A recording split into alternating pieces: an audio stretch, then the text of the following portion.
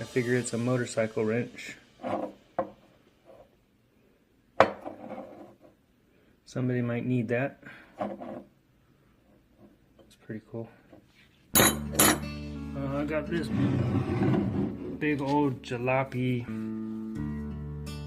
what do you call it? C clamp.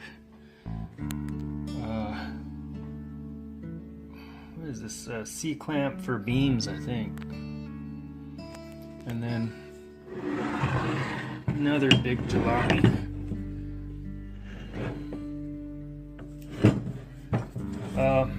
It's a toe ring. Made in USA, capacity 6 tons.